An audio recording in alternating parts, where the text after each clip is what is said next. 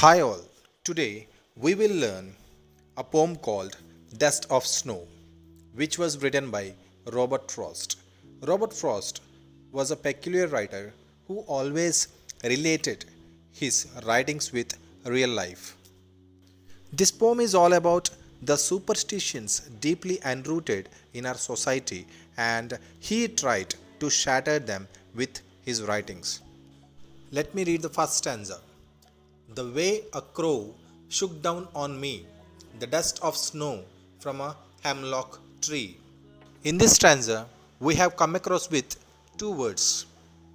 In these two words, first one is crow, a bird, and the next one is hemlock, a tree. Both are associated with bad omen or inauspicious sign that represents the poet was in bad mood, maybe in depression and sadness. The situation is the poet was sitting under a hemlock tree, deeply engulfed in depression and melancholy, and on the same tree, a crow was sitting on a branch. As it was winter season, the tree was piled and covered with snow. The crow shook down the snow on the poet.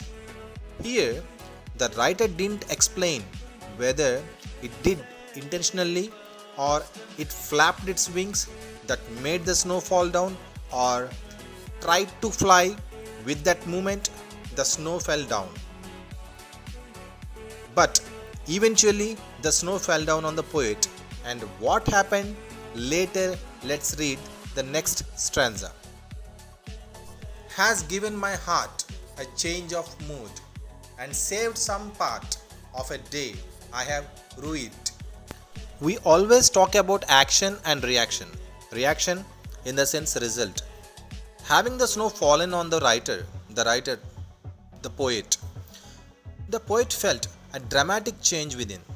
His heart weighed light. His mood got changed. The poet, who was regretting about something, started feeling happy and joyful. How do I know that he was regretting? By the ending word, rued. The meaning of rued is regret. That is how we can understand the poet was regretting about something in his life. But the crow, which is a symbol of bad luck or misfortune, and hemlock tree, which the meaning of hemlock tree itself is a poisonous tree with white flowers. Here the writer wanted to lay a strong emphasis on the point that the things which are often defined as a synonym of bad sign or misfortune is not probably the truth. It's a myth. Because when the crow made the snow fall on the writer, the poet started feeling like he started realizing that he had wasted a part of his day in regretting about something, and he started feeling happy and joyful soon after that snow fell on him. For an example, a neighbor of our next house starts on an urgent work. He comes onto the road and he encounters a black cat. What will he do? He will probably cancel the meeting or else his work, because he believes that that black cat is a misfortune for him. He believes that the black cat will push him into trouble, which is not the truth but a myth. Let's find out the rhyme scheme. The first line last word crow, name it A. The second line last word me, name it B. The third line last word snow, crow, snow, both are rhyming, so give the same name A to snow. And the last line last word tree, it rhymes with me, tree, me, so give the same letter B. So the first stanza rhyme scheme will be A B A B. Second stanza first line last word is heart, name it C. Second line last word is mood, name it D.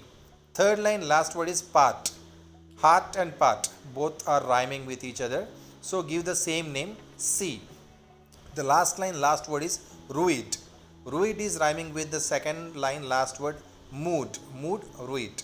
So name the same letter D to ruit. So the second stanza's rhyme scheme will be C D C D. Now let us find out what are the poetic devices of this poem. The first one is enjambment. What is an enjambment? Enjambment is continuation of sentences without a pause or punctuation mark in a poetry. If you find all the sentences in this poetry, there is not even a single punctuation mark till the last line, last word. And the next poetic device is alliteration. What is alliteration? Words which are one after another or closely placed with some other words in the middle produce the same sound. Like in this fifth sentence, has heart. Both are rhyming with the same sound, and there are some other words in between these two words. And the last figure of speech is consonance. What is a consonance? Consonance is nothing but a repetition of consonant sounds. Like in the last line, they had ruined. The sound is being repeated, and I apologize, in the last line it is not have, it is had. That's all for today. Thank you.